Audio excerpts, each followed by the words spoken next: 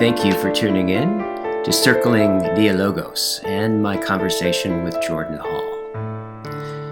So first, some housekeeping. We have a Circling in Dialogos course coming up, a weekend course, October 21st and 22nd, 7 a.m. to 1 p.m. Pacific Standard Time. We're making it on the earlier side to make it more friendly for the Europeans, which makes it really early for me. So if you are interested in diving into an experiential experience of philosophy and wisdom in deep fellowship, this is definitely a place that you want to check out. And all the people who come are just, I find them to be incredibly extraordinary. And the course is always profound on a personal level, on a intellectual level, on a spiritual level. It is really an exciting and beautiful thing that's emerging that we're calling Dialogos. Links for that are below in the show notes. Also, we have an Art of Circling practitioner training coming up in this, I believe it's the second weekend of November. So it's right around the corner. That is our year-long practitioner training to learn the art of circling and being able to facilitate a profound and deep way of relating in multiple contexts of your life. And it's really a transformative experience. I'm continually blown away and amazed by what opens up in that course and what that course makes possible for people. So if you're interested in that, links for that is below in the show notes as well. We also have weekend intensives, circling weekend intensives. We have a drop-in event every Thursday, 6 to 9 p.m. Pacific Standard Time. All the links, relevant links are below. Also, if you are interested in working with me one-on-one, I am currently taking clients, and so just go ahead and email me at guysengstock@gmail.com and just let me know that you're interested in that. And what we'll do is we will make an appointment for an exploratory session to explore whether or not this is a fit for you right now. All right. So this conversation was good for my soul on a bunch of different levels.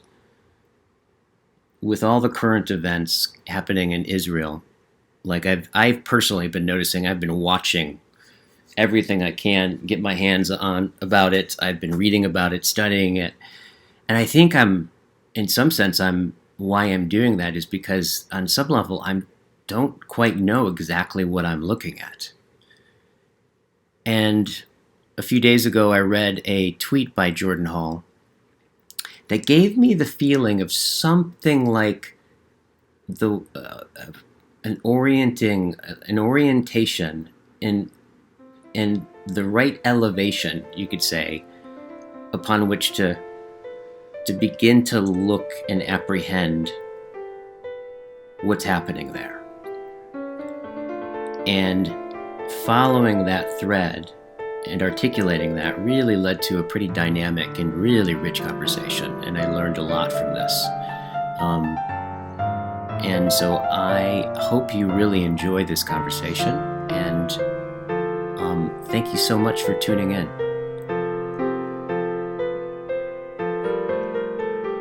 Hi. Welcome. Thank you, Guy. So I've been quite struck by the whole situation going on in Israel, in the Gaza Strip, and all of that. And I've noticed for me, I've been watching everything and kind of trying to study it and understand it. And I think my turning towards it again and again and again is like, because I don't exactly know what I'm looking at. And I got a hint of maybe something like when you wrote a text like a few days ago, or a tweet or an X or whatever you call it now. I call it a tweet. A tweet, okay, a tweet that something about this feels like the right elevation upon which to look at it, right? So I thought maybe I could just read what you wrote, and then we can kind of dive into it from there. Sure. Sweet.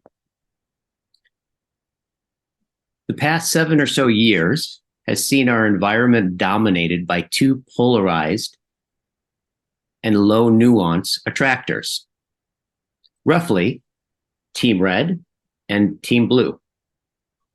The field effect has been so strong that we've witnessed several largely memory hold narrative reversals.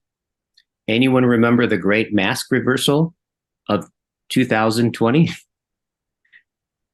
Right now, Israel, Palestine, is cutting an ambiguous and nuanced figure across this field. It has not yet been clearly current thinged. In particular, I notice the establishment is so firmly pro-Israel, but I also notice substantial polarization towards Palestine among the blue faithful. Similarly, Team MAGA seems uncertain whether to hearken to the neocon trumpets or entrenched in avoiding foreign entanglements. We will see a migration where, once again, the simple red-blue divide dominates. If so, will Israel map to Ukraine or Russia in the narrative? For the record, I'm seeing both versions right now. Or will this be something that can't be metabolized into simple culture war dichotomies? And what might be the consequence of that difficult to swallow pill? So I'm wondering, just kind of, I'm imagining you probably haven't necessarily read this in the last hour or so. No, I haven't heard. Hearing what you wrote today in this moment, like, how's it hit you? I like it, actually. It still sounds like I'm glad I chose to put that one out there. So, yeah, let me kind of leg in with two steps. Because I think it's, given where we are, some of the things you even mentioned before we started recording. So first, we could just do the very straightforward caveat that, yes, this is a horrible situation. Right? There's atrocities and monstrosity and evil, and it's happening, and it turns the stomach. And for me, it makes me very angry. Right? So I have a lot of anger and sadness. So yes, okay. And second, I happen to be plugged into just a lot of different threads of people, some intelligence, some ex-intelligence, some diplomatics, that kind of thing. And of course, I'm watching all kinds of other environments of people who are amateurs. And I can tell you that nobody's really able to make what I might call canonical sense of what's going on or how it should be responded to. Yeah. Right. Yeah. I'd say the only people who are clear are the pure manipulators that are using this to create their own, drive their own agenda. Right? They're not making sense, but they're at least they know exactly what they're doing. But the number of narratives that are describing what happened, like what actually even happened, what are the causes of what happened, and going back how far, by the way, in history, and how broad in causation. Yeah. How might we respond to it? And by the way, how might we even think about how might we respond to it? Right? Should we be driven entirely by principles? Should we be driven entirely by our emotions? Should we be driven entirely by morality? Should be driven entirely by geopolitical considerations? I mean, and of course, as I've watched over the past 2 days since that came out, the field, the sphere of interpretations and propositions has actually expanded. And so I've seen just so many different things.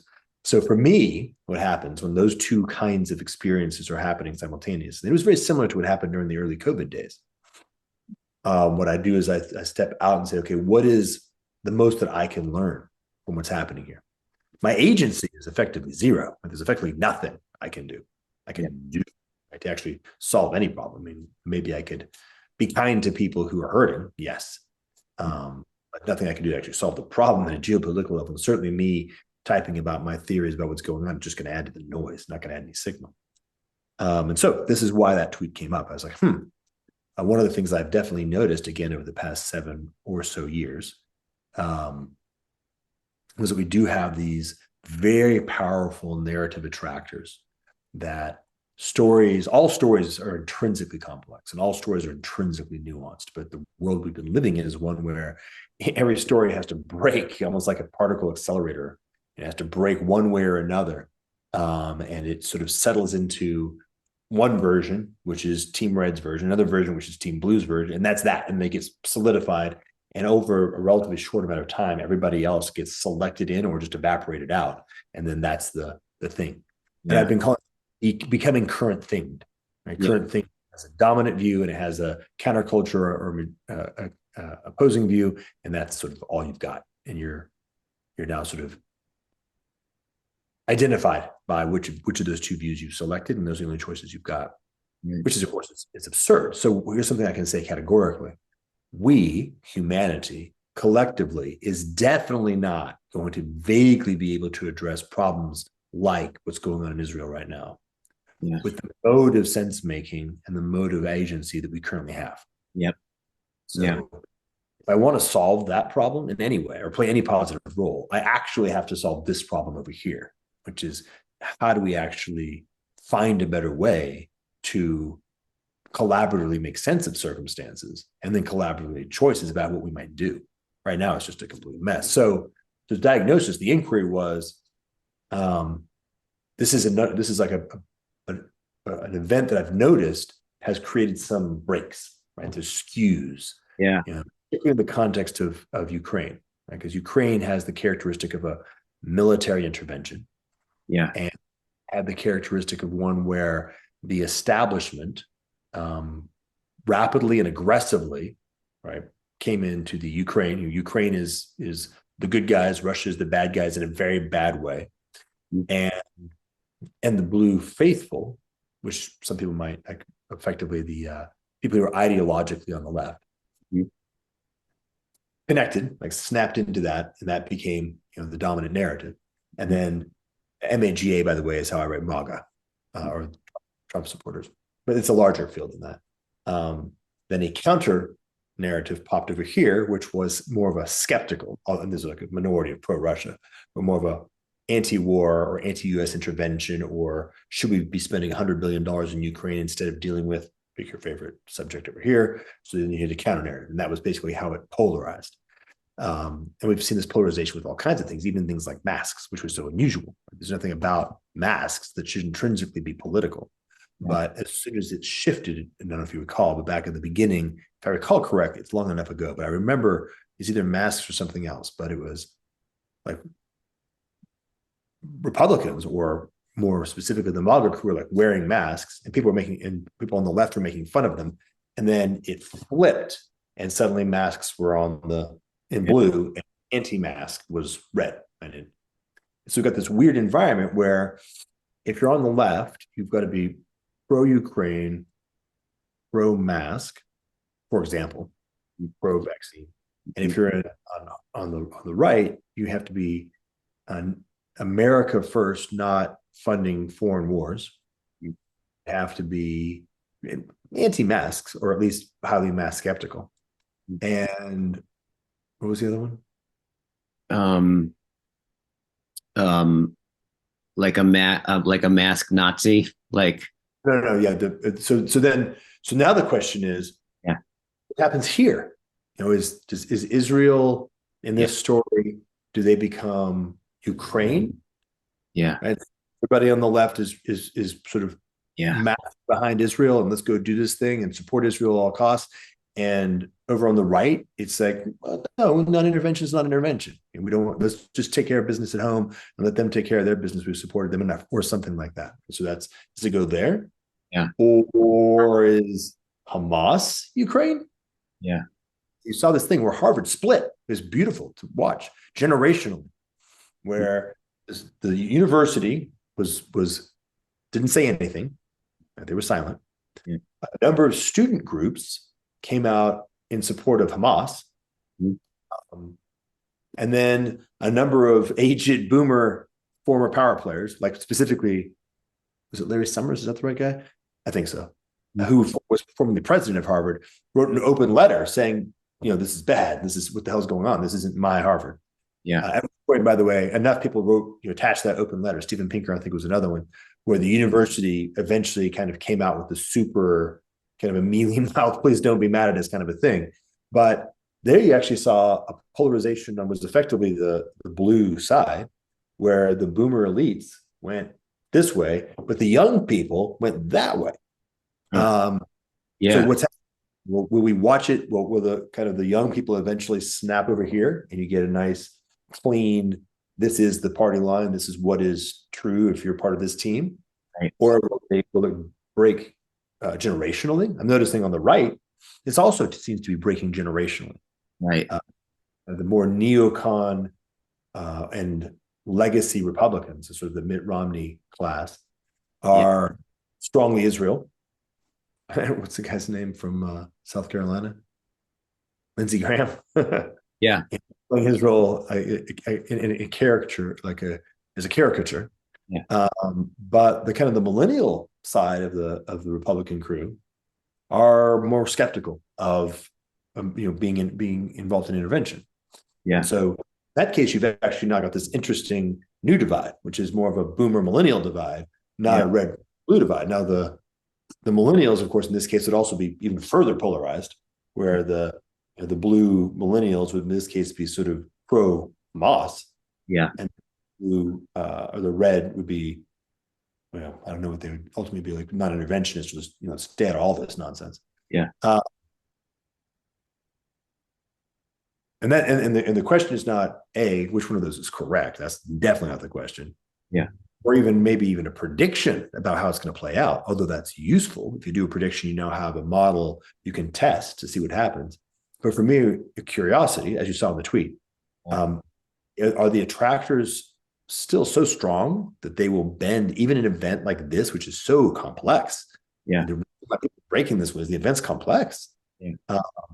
It's ideologically not at all easy to fit it into a box. Right. Will it break those into simple, basically things that can go on a protest sign? Yeah. Or will the complexity of this actually break the attractors and actually shift the field of what's going on? And if that happens, now what happens next? Because if you start having this fragment even more so, now the next thing that comes along, it's not clear how that's gonna flow. Yeah, that's intense. That's because that's the thing I've been thinking about. John uses the metaphor having a in terms of the ultimate project, right? Of even probably what on some level the horizon that we see that draws us to even talk to each other right now, right? About what's actually possible in civilization, right? In a completely different story, and all of that is being is having a cathedral consciousness, right? In the sense that when in the Middle Ages, when they would build a cathedral, the people that started to build the cathedral did it knowingly that they're never going to see the end of it, right? So I started thinking about that. I was like, in some sense, what is like if what addresses this at some level is something like building a cathedral, right? What is the shape of that? And then I thought, well, also, what if we are building a cathedral? And I just, in some sense, in some way that we don't understand, right? This, and by this, I'm not talking necessarily about the events, but I'm talking about this thing that you're talking about with stories and how we make sense of things, right? Like you're talking about that we may actually have encountered something so complex and complicated that the attractors that bind the stories actually break, right? And then we kind of don't know where we're at in some level. But at this at another level, I could see that going a couple different ways, right? I could see that going like breaking, like good kind of breaking, like actually we have to become even more complex and nuanced in our seeing in ways that this in some sense draws out and forward, right? And in that way then we can kind of look at it, well, maybe this is part of some cathedral that's emerging, right, that Mhm. we can't yet totally understand. Yeah, that's I like the idea of moving it, let's say, backwards. Um, like reverse engineering. So what that brought to my mind was the work that Greg Henriquez has done on the joint points. Yeah. And the idea that we're sitting in a time frame where I can't remember, I think it's the fifth joint point. The next joint point is emerging, like it's close, it's nearby. And this is obviously super esoteric, so let me explain in more detail what we're talking about. The idea, the argument is that history, all the way back to the beginning of the physical universe, has epochal moments where there are major transitions from in what in fact literally can be possible in the universe. Yeah. And so physics emerges and physics can happen, and all the stuff that's in the constraint of physics can happen. And that goes on for a long time. And then eventually, somewhere on the space of physics, there's a particular possibility of enough stability in the atomic level that atoms can begin to bind together into a new kind of thing called molecules. Yeah. Molecules can begin to relate to each other as molecules. And now we enter into the field of chemistry, which is a whole new possibility, a whole new category of emerges. There was affordances, things that can happen in the universe that didn't exist before and now exist. And so now we're moving into a whole new kind of mode of existence.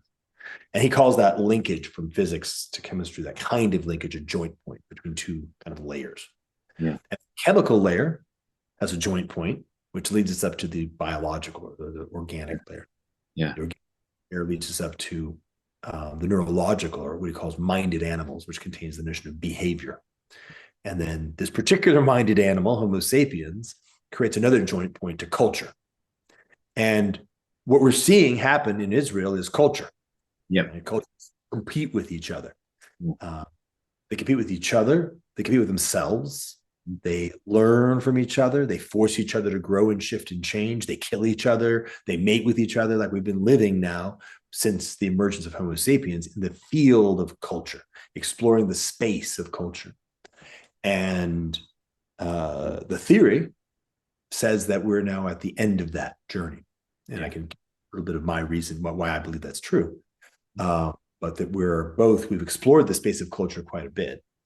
And we're reaching a point where we either find the next joint point and travel up to a new mode of existence, which is as different from culture as culture is from like turtle behavior, or turtles are from raw chemistry. Or it's the end. So there's a terminal failure. So it's a strong bifurcation event that's at this joint point. My friend Indy Johar has named it as sort of we're at our Fermi paradox, that there's something about the nature of the universe that things go through, and that's something, as articulated in the theory, go through these joint points. And if they get up to this joint point, if they don't make it, it's just the end of intelligent civilization, and you kind of sit below or maybe even lower. Right? Obviously, if we went to hard nuclear war, we'd have a pretty significant impact all the way down to the level of life, although not chemistry. Yeah. At least power. Who knows how powerful we'll get en route. Yeah. So, and okay, well, that actually it kind of simplifies things. Like that's the tip of the cathedral, right? The cross at the top of the cathedral is right there at that joint point. Yeah. Okay, actually construct the culture, the particular unique location in culture space creates the conditions for us to actually travel through the joint point into whatever this new thing is on the other side. Yeah. And it's going to be akin again to the unique configuration in, say, chemistry space that created the right conditions for life to happen. RNA and protein synthesis and mitochondria. Like there's a whole bunch of things that had to be kind of all happening next to each other. Right? Then you could pop up and life could explode into the field of life. So culture, similar. If there's some toolkit, some sort of minimum viable cultural architecture, which is both stable enough and strong enough that it can hold its location in culture space and become a durable pathway up to this next. So that is, in fact, what we're about. Like that's what we're doing. We're either doing that or we are participating in the extinction of the human species. So you can pick one, but you're doing one or the other. If you're not aware, if you're just acting randomly, you're part of team extinction. But you can always, have a change of heart and join team transcendence. Okay, so if we think about that working backwards, it's interesting. Go ahead. Just 1 second. So that this, like your suspicion that we're kind of at the end of culture as we've understood it, right? And we're at another joint point. I was thinking about that we are, maybe this is finding ourselves in the situation where like the dominant attractor basins of the cultural story so far, like as you're seeing all these things crisscrossing to a point where actually you can actually perceive it, boom, breaking apart completely. Is in some sense, would you call that kind of maybe evidence that we're close or at this joint point? Yeah, absolutely. It's almost like if you're at the edge of a black hole, the sheer strengths of the black hole start breaking structures apart. Kind of the potency and the energy in the system is loading stuff. There's the acceleration, right? The characteristics that lead the attractor to be a bifurcation event. One is the acceleration in terms of rate of change. Things are happening faster. There's acceleration in terms of impact of change. The power that we're driving into the system is increasing. So the things that, like, COVID is a bigger, by a lot bigger than, say, Ebola.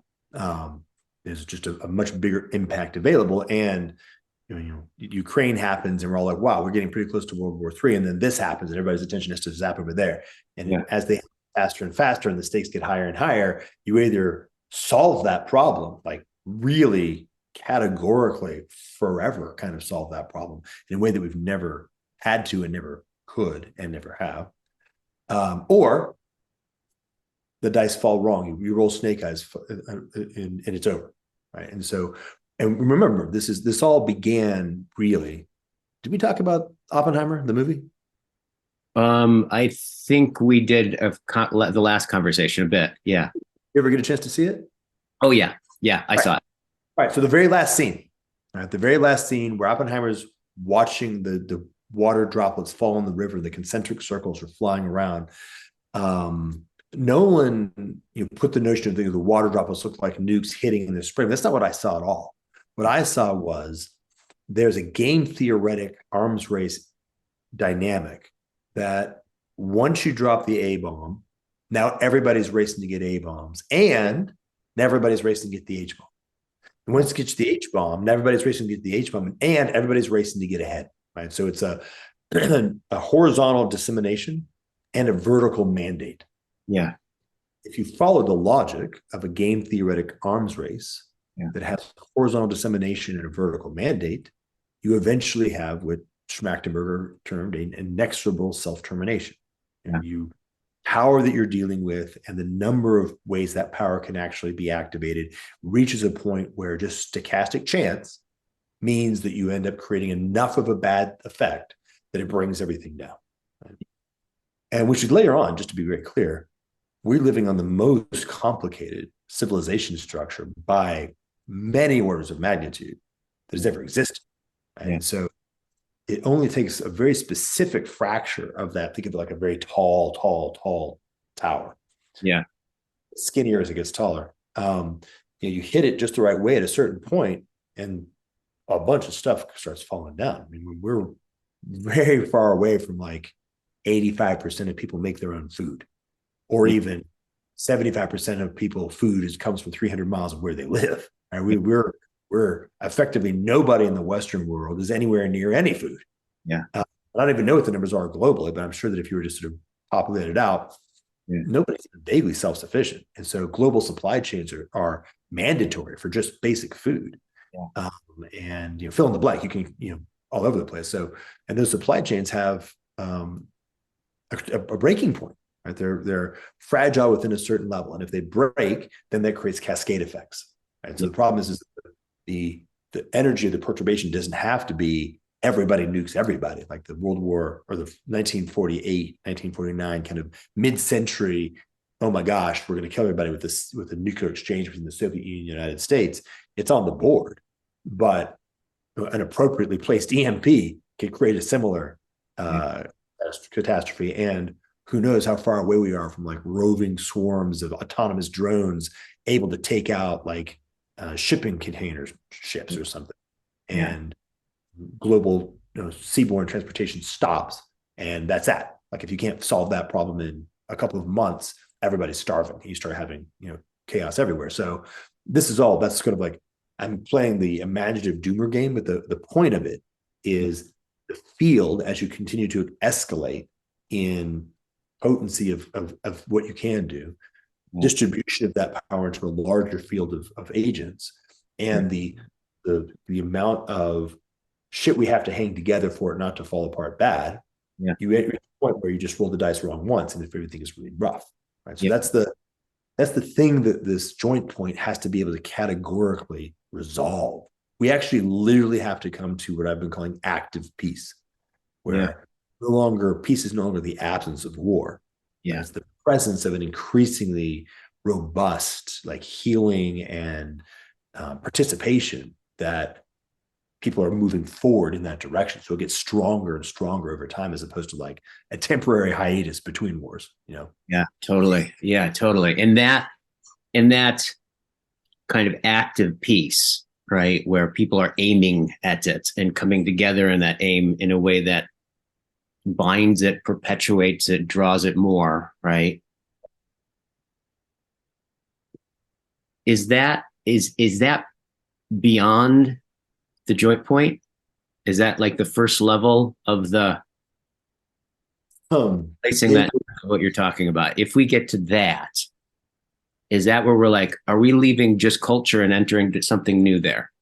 I would say it's more like part of the thread that goes through. So for us to get there, we must be on the journey of active peace in a very profound way.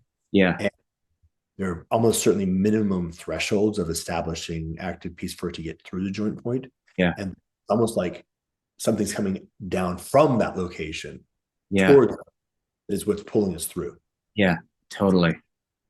I'm really just struck by it. I notice I'm in this, and as I'm understanding what you're talking about, and I hope at a deeper level, there's a sense in which I keep going, what is that? What is beyond that joint point?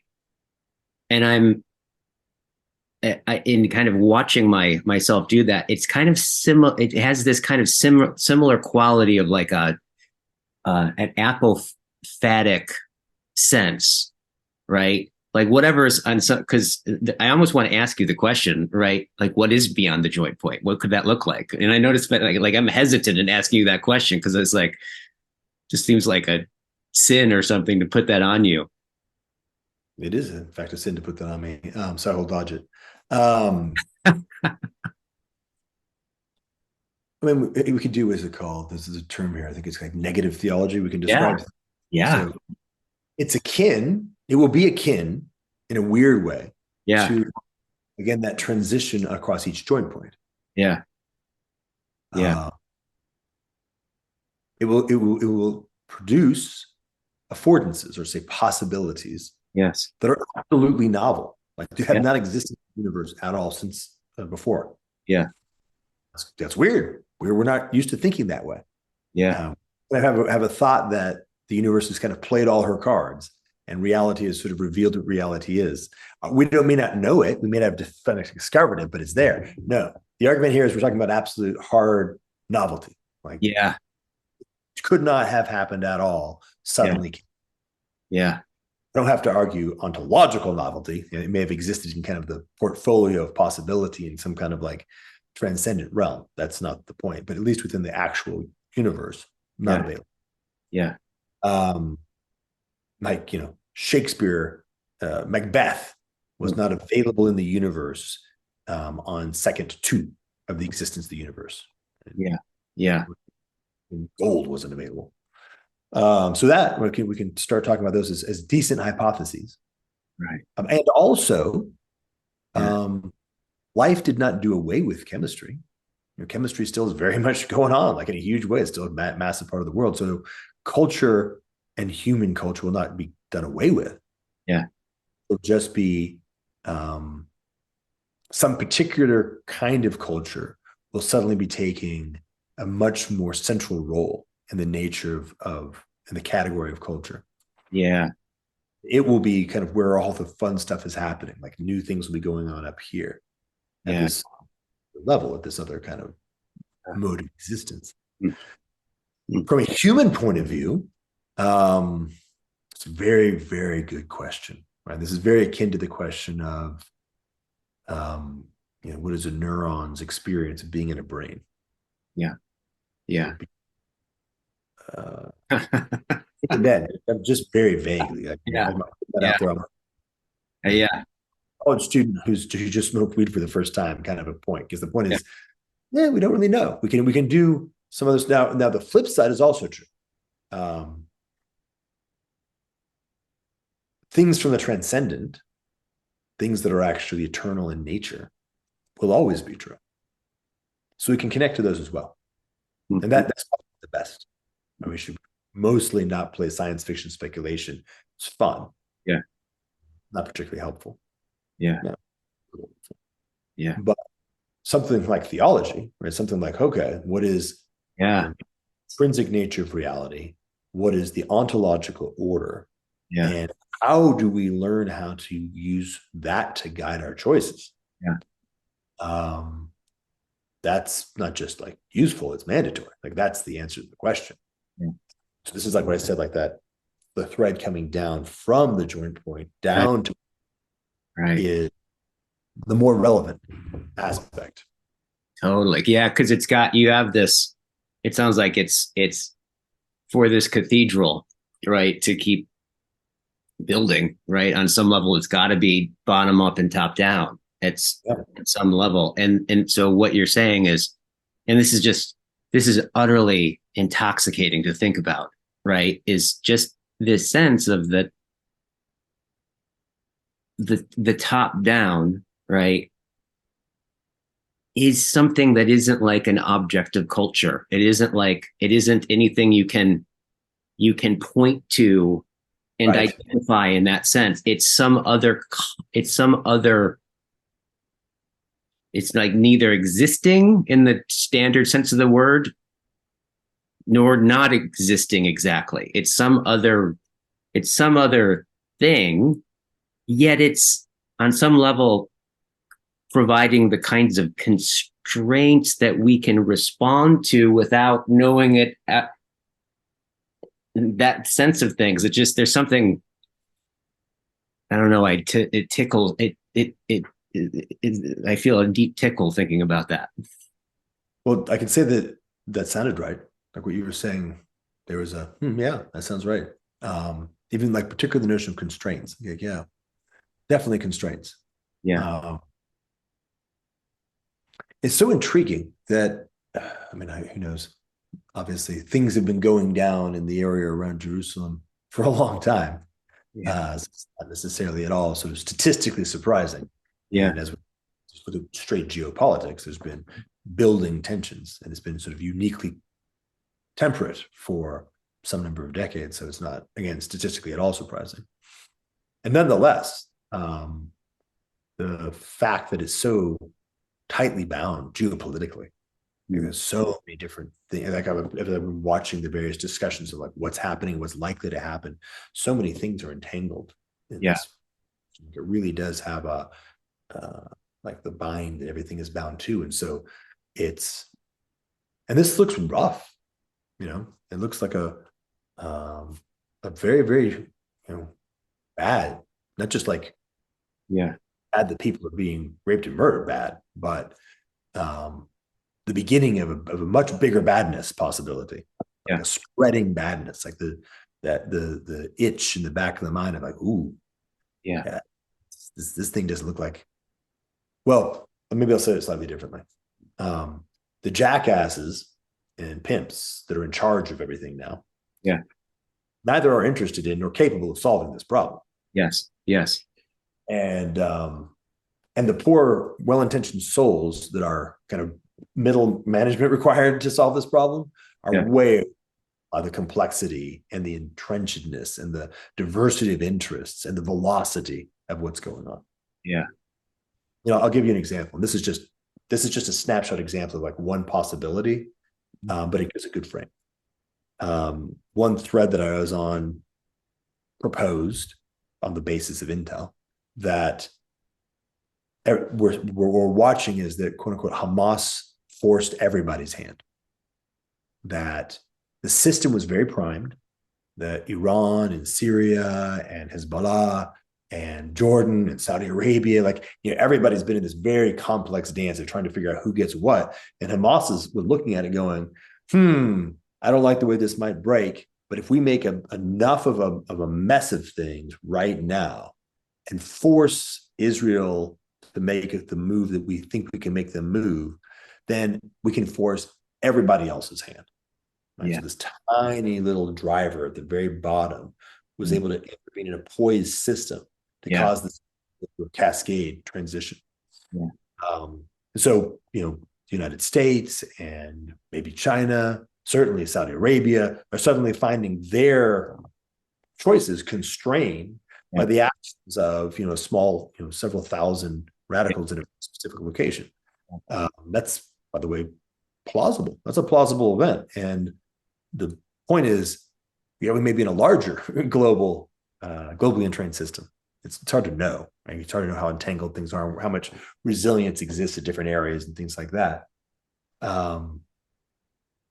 Very hard to know. So let's pray that there's a lot of rip stops in there, and kind of there are enough cooler heads and enough locations that things just sort of at some point. But the fact that this thing is such a powerful nexus, creates a strong, at least a flash of, wow, yeah, we are kind of close to that joint point. And we do kind of need to get this stuff figured out. And the current institutions, at their best can't, and they're not at their best, even close. So another call, like sadly, very sadly, we have to actually figure out how to solve this problem.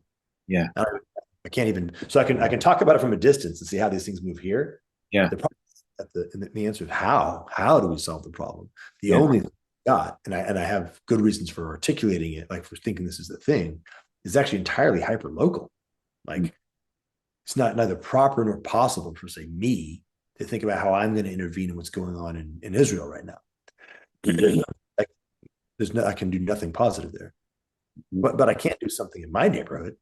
And maybe if enough people do something in their neighborhoods, we start getting enough infrastructure of cooler heads who are holding enough things in a deep enough way that places that are super intense, like Ukraine and Israel,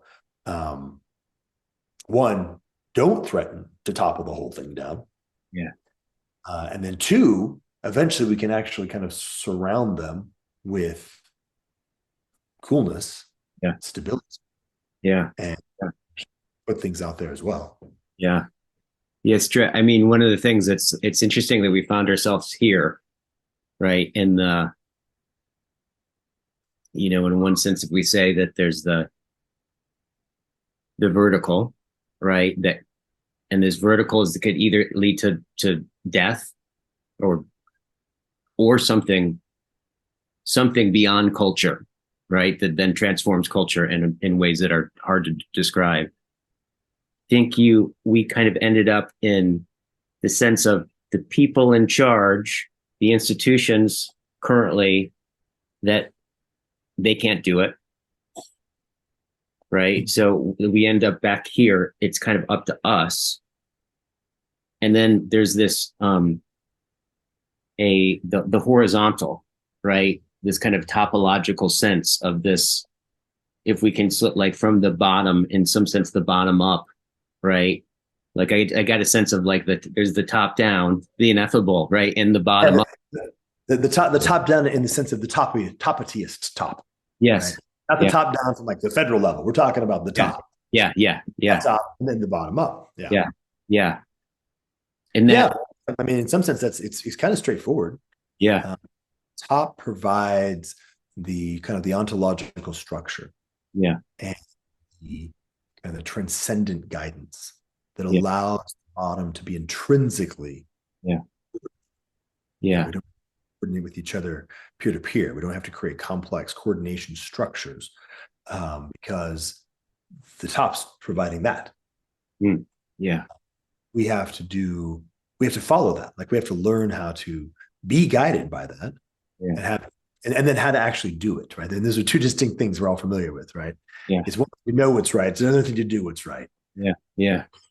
Learn how to know what's right by being able to perceive from the transcendent what it's telling us is right. And then we have to learn how to become the ones who do what's right. And that making that slightly different way of describing this is that notion of like character is more fundamental than behavior. And if you build proper character, the behavior follows. Right. You try to manage by behavior, it's gonna be a mess. Yeah. Like you may get a few things right, but as soon as you look sideways, bad things are gonna happen. Yeah. So we have to become the ones who do what is right. Yeah. And that's plenty of work. And by the way, it shows up everywhere. Like if you look at just the internet, don't add fuel to the fire. Don't take advantage of the opportunity for exploiting fear and anger for your own gain. Remember those who do and downregulate their signal so that they have less to gain from doing that. Yeah. Remember those who don't and upregulate their signal so that, more wisdom is flowing in your local environments. It's sort of the virtual equivalent of doing the right thing in the physical. And I think both are proper. Like if you tend to live mostly in the physical, then most of your energy and attention can and should be pointed at your family, your community, probably that far, maybe a little bit further than that. If you tend to operate in the virtual, first I would counsel you to spend more time in the physical. Yeah. So you've got that. Virtual's not got any legs to stand on. And then maybe you can start participating in trying to get the virtual properly organized. Yeah. Interesting. I was actually just writing about this over the past few days. And spoiler alert, but one of the points that I want to put forth is how do you say it right? The amount of infrastructural upgrade that can be brought, that in potential could be brought to the virtual. It's actually quite significant. We're living in an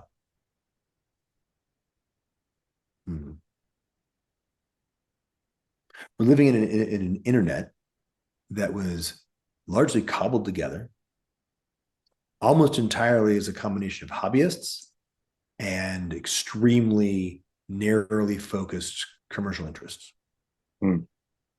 Largely, almost entirely. And relatively rapidly, and with almost no real idea what they were doing. Yeah. Or the consequences of their actions. And you look at Web 2.0, social media, is basically just a sheer land grab for market share. And all of the energy and attention was focused on how do I actually grab and hold people and their attention, not on what's the consequence of this for humans and humanity. 10 guys or 5 guys were writing about that and worried about it. Okay, fair enough. And that's just like it's a little bad. But my point is that the amount of what could be done if we simply took a principled look at how do we make some small changes to infrastructure, some changes to design, some changes to incentive landscapes. The virtual has, I don't know, could be 1,000 times more generative. Hmm. Hmm. I'm not talking about trillions of dollars of capital investment. I'm talking about, I don't know, $100 million of R&D, and then maybe $1 billion of investment could get 1,000x increase in the generativity of the virtual. Yeah. It's Yeah. a lot. Yeah. So that's interesting. Yeah. That's good. I mean, Yeah. it's bad sitting on the wrong side of it, but it's good that if we could just cross the chasm, we could get either some kind of bottom up effort to just say, fuck it, we're just going to do it ourselves. Yeah. Or one of the tech titans to stop playing out their adolescence, Yeah. take adult responsibility, then yeah, we could cross that and be in a very different world. Yeah. Yeah. Physical's a tougher road to hoe, but thankfully it's massively distributed, right? So Yeah. a lot of work, many hands make light work. Yeah. Just so the generative virtual, it being generative, what paint that picture a little bit more. Do you have Sure. Right now, but you and I are having a call. We're having a conversation. Yeah. Now, so in principle, Mhm. we could be having any number of conversations. That's one of the advantages of the internet, right? I could be talking with a very large fraction of the human population. In fact, and not too long from now, I could be having ChatGPT real-time translate it voice to voice, and I could be talking with anybody who speaks any language, right? So huge chunks of the population are available to talk. Yeah. We have two real problems. Yeah. One is, well, three. Who should I in fact be talking to right now? And I have a massive potential, but my ability to actually bring it down to the most effective actual is almost entirely unsupported, right? We're using like the same techniques that we used to figure out who we're going to go get, like, go out to eat with, to figure out who we're going to talk with. You saw something I put there. You happen to follow me. You happen to see it. The algorithm happened to vaguely point in your direction. They're like, we should talk. We're talking. But in all likelihood, there's other conversations or other interlocutors who should be in this conversation who would actually be more beneficial to the world at this moment in time. Like there's something like, if I imagine like this theoretical space of optimal conversation space. Yeah. The right people are talking with the right people in the right context about the right thing. Yeah. We're very far to the left on that graph. Like we're barely scratching the surface of that. And then you have the inverse of that, which is like, okay, and then who's perceiving it? Are the right people receiving the right conversations or right information from the right people about the right things at the right time? And of course, our algorithms, as people have been talked about, aren't at all oriented towards that. They're entirely oriented towards grabbing maximum attention for the maximum amount of time. Yeah. In a fashion that yields the highest revenue. Right? So the quality of attention. And as people like Tristan Harris have kind of pointed out, at this point, like ad nauseum, like the message can't be spread any more clearly or effectively. Those algorithms are like super bad in terms of our attention allocation functions. Right. And so to upgrade our algorithms, upgrade our collective attention allocation functions. Again, there's a lot of possibility there. So between just those two, we're looking at least 1,000x increase in generativity of the quality of the conversation.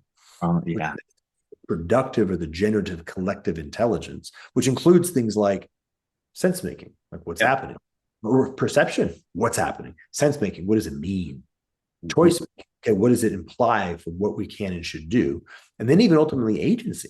Okay, well, how do we identify what actions right now are going to have the most positive impact and the least negative impact? Yeah. That's like the output of that kind of an engine. A collective intelligence engine is that kind of a thing. And we're at 1/1000th or less of what's simply a potential right now. If we just made, again, I think I just mentioned like $1 to $2 billion of total work. And most of the ideas for that work, like most of the hard stuff, is like 100 million or less. Let me think. And then that's not even touching then the layer of what happens when that begins to guide its own development. Yeah. I mentioned ChatGPT. If ChatGPT is suddenly just like built into Zoom with the function of, would you like me to translate language to language? Would you like me to have an automatic transcript of this? Like, of course, yes, I would. Okay, great. I mean, I have an AI companion that I can add. So Zoom's been doing something, but Yeah. ask questions, catch up on meetings, and more. Yeah, right now, not willing to play with that. Yeah. Which goes, by the way, to the deeper substrate, which is the culture war and the lack of legitimacy and trust. Yeah. So, as I just discovered, I don't trust Zoom enough, either in terms of competence or good faith, that their AI companion is going to be doing something that's worth my time or is in my best interest. Yeah. Building a substrate of actual trust and good faith, Yeah. that's way down the stack of getting things in the right order. So, our current institutions, and by this I include people like Google and Zoom, et cetera, and Twitter or X, Mm-hmm. legitimacy. And in legitimacy, I'm using the Habermasian sense that they lack the degree to which people actually trust them and believe that they're competent. Yeah. And all for very good reasons. I think the lack of legitimacy is an accurate assessment of the lived reality. But this is part and parcel of why they can't solve the current problems. So we've got to create some new institutions that have legitimacy. Yeah. Earned properly and proven demonstrably. And then they can start taking advantage of this potential. And then we're on our way. Like we'll grab a bunch. Like if you think of what happens if we increase our collective intelligence by just say 10x. Yeah. Yeah. Yeah. And yeah. And this sense of I keep like just the idea, right, of having some way that there's some kind of feedback loop on, I don't know if the right word is measuring the quality. Yep. Right. But where the shift is is qualitative, right, versus quantitative, amount of time and all this kind of stuff, right? That's really interesting to think about. What is that feedback loop? Like how could so the key principle and at what level, right? The key principle there, which I want to kind of highlight because you hit it just exactly right, is that shift from quantity to quality. Yeah. Is the fundamental shift. Yeah. And we will actually probably have to spend some time training on that because our intuitions will drag us back. We'll try to quantize the qualitative. Yeah. How do I now measure the qualitative in a field of quantitative measures? No, we have to actually learn how to play the qualitative game on its own terms. Yeah. And interestingly, as you implied, that also has intrinsically nested levels, not just levels hierarchically, but levels that are nested, like organs. Organs are inside bodies. Yeah. They're hierarchical, but they're also nested, right? Bodies also contain organs that are dependent on them. Yeah, that does. Yes, that would be part of the work. Right? Part of that necessary condition would be that process of, okay, well, how do we make this shift? What would it look like to have something akin to algorithms that have an ability to know whether or not they're doing a good job of allocating our attention properly? By the way, how do we get to the minimum viable work in that direction so we can begin using that work to get better at it? And that's the beauty of what we're dealing with right now. There's a bootstrap. Get just a little bit better. Yeah. We're talking to the right people about the right thing, and the right people receiving that. Then that produces more wisdom and understanding, which means we're better at doing it the next iteration. So then we can do it a little bit better. Right? So this, the AI guys talk a lot about fast takeoff, which is kind of this bootstrap. Like if I create a IQ 1000 AI, and inside the scope of IQ 1000 is its capacity to produce an AI that's IQ 1200. Yeah. But no point at which there's a hard block that you just can't go up, then that starts to feed back on itself and shoo, it goes. Yeah. So that what we're talking about right now is the human organic networked equivalent, where if we just get a little bit better, consciously get a little bit better at our collective intelligence, and we use that to improve collective intelligence, then we can potentially bootstrap our way into a very nice. Totally. And I'm also, when you were talking about it going like this, I just got that sense of, well, your earlier recommendation of first of all, spend more time in the physical, right? And this, because I can just kind of experience of where to even start to know how to what is the quality? What is the qualitative shift? How to perceive that, right? There's like so many things going on with that. And it strikes me as there's nothing like being like, say, in a family, in a marriage, right, in relationships, right, where that your attunement to quality and the feedback in relation, right? My wife lets me know the quality of my consciousness all the time, right? Uh, and through her, I've realized that I have a quality of consciousness that has real impact, and Yeah, totally. you know Yeah, that that's a great way of putting it. well. Yeah. Yeah. Relationship is the appropriate um, measure there, both in terms of production, like how do we actually grow, Yeah, and feedback. yeah, Um, it has those characteristics, right? As your wife gives you feedback on your quality of consciousness, you become more capable of achieving a more stable and higher quality of consciousness, which means then you can give better feedback to her. This is an yeah. intrinsically generative thing, which is why marriage is ultimately a very good thing. Yes, yes, In fact, I'd say minimum necessary. Like it's critical. It's irreducible. There's no way out. Like there's yeah, no alternative that can be imagined. right, Um, well, sorry, can be plausibly imagined. yeah, Hmm. Yeah, that's so interesting. I mean, a beautiful inquiry of this question of how do we move, and then the second question, or not the second, but side next to it is, okay, how do we find some way of nudging us to there? yeah, yeah, yeah, And that little tweet of mine was a tiny contribution on my part. yeah, yeah, If you're currently spending a lot of your energy and time stewing over what's happening, yeah, maybe this is a direction that your attention can be attached to that will have some generativity for you, yeah, opposed yeah. to maybe sort of being stewing. Now, Mhm. uh, for whatever people that's relevant to, and obviously, a tiny fraction of the population that tweet was even vaguely relevant to. Yeah, Uh, you know, I have no. It's a very tiny fraction of the population. Anything I say or do is relevant to. right, Uh, right. by the way, that's a discipline too. Like, that's one of the funny things about the net is that there's an intrinsic narcissism. Yeah, You can't help but take personally everything on the internet, yeah, right? And yeah, of course, if you think about it, effectively nothing on the internet even knows you exist. yeah, Uh, Likelihood that given person X tweeted something for you, yeah, unless they added you on it, yeah, borderline zero, right? So yeah, the discipline of knowing that it's just kind of out there, and your choice of how to respond to it is right here. yeah. Uh, and then your discipline of, okay, where do I give my energy and attention? Like, is it the highest possible use of me and the world for me to comment on this? Yeah, So it's like a sacred duty. Now I have to comment with real care, and yeah, I'm only signal yeah, only signal to what's happening. Like that level, that's another piece of it, by the way. Just ordinary, back in the day, I mean, you don't stab the guy next to you with your knife, right? We have to learn behavior and norms yeah, and the context of ethos, in the context of yeah, proper order. yeah.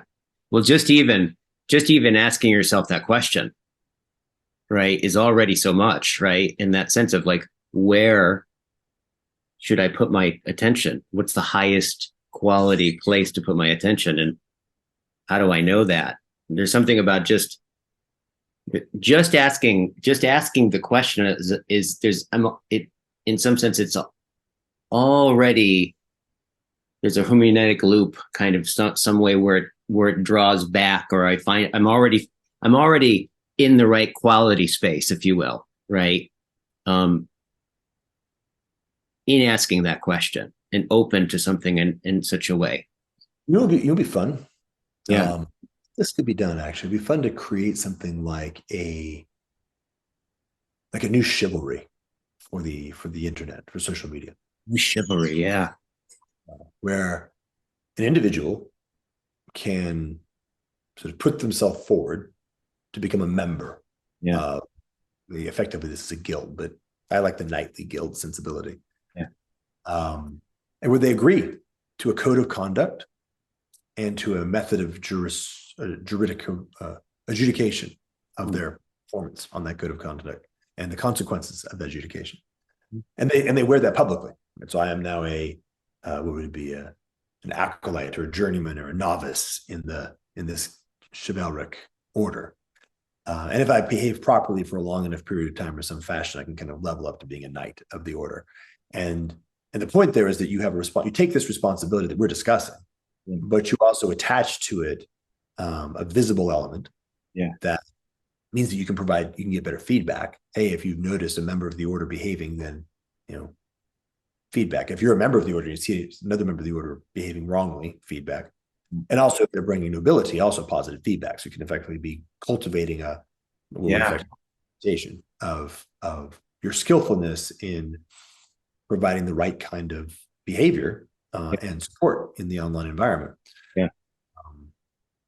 It'd be kind of like a role-playing game, like LARPing a certain kind of thing into existence. But of course, codes of chivalry existed in reality and emerged for reasons that are good, solid reasons that are conserved, like in that ontological order, that creating groups that behave in that fashion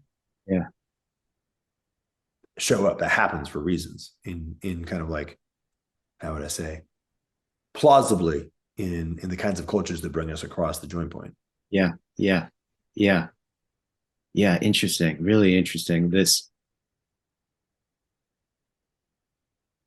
I just keep coming back to relationship, right? In some just very deep way of this, well, in this case, if virtual space, this generative space, right, can actually be such a thing that makes more present the domain of quality, right, in itself, such that I can more deeply both ask, be attuned to, and orient to where I put my attention via the most qualitative space, right? And there's a feedback for that. And this space has its eye on it, that has me have my eye on it, right? That other people have my eye on it. You start to, I can get this movement that you did with your hands. I could see it happening in such a way. And this is kind of what's interesting. And this starts to get it in, this starts to bring in the apophatic sense, right? I think a lot of people can relate with this. I know that for me, in the different projects in my life, like circling being one of them, there was what I was thinking I was doing and what we were thinking we were doing, right? And how we talked about it at the time. And from our vantage point, based on what we could see, it was clearly this. But then as time has gone on, that very thing, I realized, oh, actually, it wasn't quite that. It was actually this other thing, right? Where my life starts to show itself in such a way that actually what I was doing was even better than what I thought at the time, right? In some sense. And I'm realizing there was some greater kind of gestalt happening, that I was in some sense like a neuron, right? And given the background behind you, it was God's plan. Yes, exactly. And there is that, it just seems to be, just from a personal viewpoint, this really interesting place to stand, right? Where, the word attunement really starts to come in line. This more of a musical metaphors seem to be apropos of this awareness that there's a greater harmony that doesn't appear to me, right? And yet there are all these things that appear to me, and I have to make decisions about them, right? And so I aim here, but I aim there with some sense of that I'm tuned in or I'm an instrument to something that I don't totally understand, right? Yep. This apophatic sense, right? And start tracking that and see that happening all the time, right? Kind of developing. I just got a sense of that of the sense of that greater thread, right, reaching down in some way. Totally. Yeah, Yep. I have a very similar sense. yeah, And the cultivation of the dispositions that reliably improve that attunement, yeah, things like humility, yeah, have the beautiful synergy yeah, that they improve your attunement and they also increase the smoothness mm, of the choices that you're making yeah, and decrease the challenge you have when you realize that you made an error. yeah, yeah, Um, so this is that kind of like richness of synergy that seems to show up is such a beautiful reality. We can say, hey, what we're focusing on is learning how to listen yeah, to coming from the transcendent yeah, yeah, and learning how to become the ones who act, let's say, like a musician who's learned how to play an instrument. You yeah, can hear the music and you can play the music right, impeccably. So we're trying to become ones who can play the music impeccably. We're trying to hear the music that's coming from the transcendent. And all of the things that would be how we would go about cultivating ourselves and our relationships and our contexts under those constraints turn out to be perfectly synergistic with every other thing that we'll do. mm, Yeah. mm, mm, mm.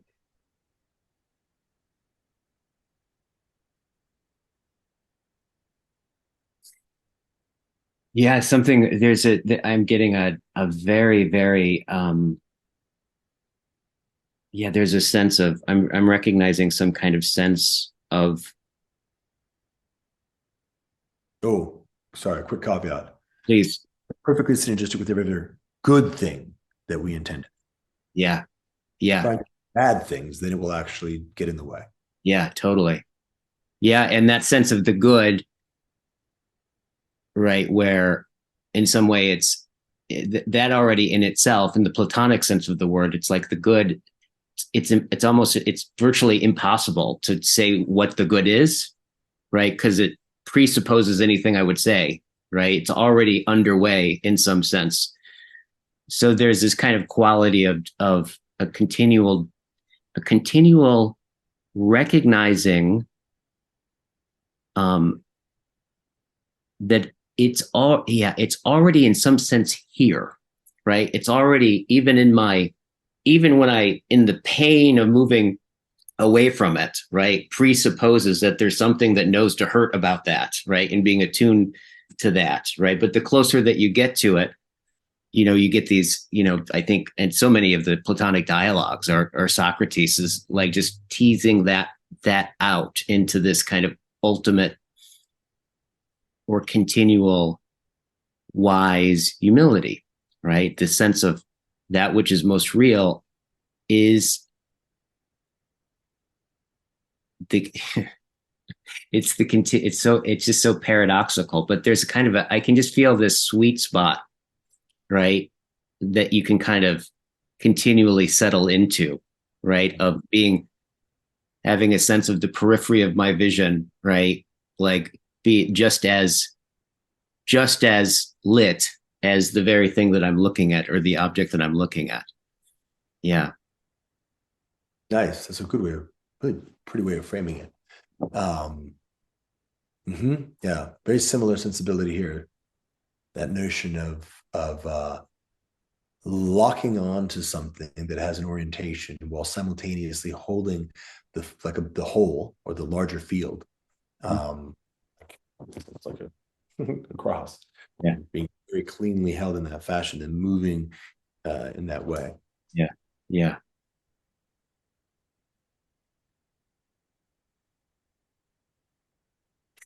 Yes, and this I suspect, strongly suspect that this is also characteristic of what's on the other side of that joint point. Yeah. Like in a very big way. Yeah. Yeah. Yeah. I've often thought about it as like imagine that you were imagine that you were a neuron that was part of a brain, or you were part of something that was much larger than yourself. Yeah. That's what it would be like. Mm. You have a feeling of guidance Yeah. and a feeling of things that were going on that you couldn't understand at the moment that you were at, but there was kind of like a telos to them, so they really did hang together in the service of a purpose that you couldn't personally take any responsibility for. Like it was definitely outside of your vision or scope, but nonetheless you really felt connected to. Yeah. You Yeah. feel like to be something that was a part of a larger thing. Right. Right. Right. And in some way, it seems that feeling of something that's basically, granting this moment's intelligibility, it seems by necessity is in itself can't be totally intelligible to me, right? Nope. In fact, that gives it that sense of guidance, right? If it was intelligible totally to me, it'd be one of the things, right, that I'm in front of. It wouldn't be that quality of being held by it in some sense. Yeah, and a feeling of being, let's say, like properly deployed, Yeah. like not like that mentioned, like meaningful and also full, Yeah. like not wrung out, not strung out, Yeah. not bored, like actually, like that solid good day's work. Like you actually, I've spent my time. My time has been spent in the kind of the best way that it could have been spent. Yeah. And my my leisure, my rest is nurturing and nutritive, and my relationships are simultaneously rich and growing and supportive. Right. And so it's like a beautiful mix of just kind of hitting that sweet spot. Yeah. It's a very sweet spot. Yeah. Yeah. Grace, I believe, is the proper term for that. Yeah. Yeah. In a very dynamic sense of the word. Mm-hmm. About like it is something I'm thinking about. My wife is really good at reminding me of this, of where with I have a 2-year old, and like she's always saying things. Oh, she practically says it at some point every day. She's like, he exists, Ah, right? Like, and in some sense, being a parent, right? Part of part of what's so present is that there was a point where he wasn't even a thought, and then so in some sense there's the beholding his non-existence, right, and then has his existence like shine forth, and it shines forth through that, and there's some point where you it's a miracle, right? There's that sense of just a yeah. miracle you can feel come through his face, his very existence. But it's this, I think it has so much to do with what you're actually tuning into is his non-existence, right? And that's the thing that kind of shines through that moment. And there's some place where that, I think that's a real local example, right, of Beautiful. of what so many things that we see could be. Totally. Yeah, yeah. It's quite beautiful. I mean, it's I can imagine that one could get to the place where one could see all of creation in that fashion. Yeah. Because it is, of course, a miracle that anything at all is, Yeah. right? Yeah. Literally anything Yeah. is at all is a Yeah. miracle. Yeah. Uh, and of course, the things that are the most potent, like the existence of your child and your spouse, and I guess to some extent yourself, if you can get past yourself, happen to bring that to us, right? So they're like the great teachers. Yeah. And my sense of this, at least, is that I if I have that experience, and I do certainly have that experience, then I find that I can have that experience more broadly. Yeah. Yeah. As Yeah. I see my daughter, I have that experience, and then I'm like, oh yeah, and then I look around, and I see just the heart-rending beauty of everything around me. Um, Not for too long; it doesn't last for that long, but it's there. And so, yeah, another piece, right? That sweet spot. It's funny. I'm going to start calling the other side of the joint point the sweet spot. Sweet spot. Yeah. Yeah. A lot of that, right? Yeah. Just really, truly, just appreciating the Yeah. mirror. Yeah. Yeah. Totally. Yeah. Absolutely. Yeah. I'm having I definitely have more of a sense of through this conversation, and I need to go on a few different levels. I'm having my whole family right now is sick, Oh, and I've just started. I can feel it kind of coming on. This sickness coming. My head is getting not so clear, but I heard the ding in the background, but I also have been given notice. yeah, great. Really good talking with you. Yeah, you as well. Yeah, wonderful. Thank you for reaching out. All right, my friend. Bye. Bye.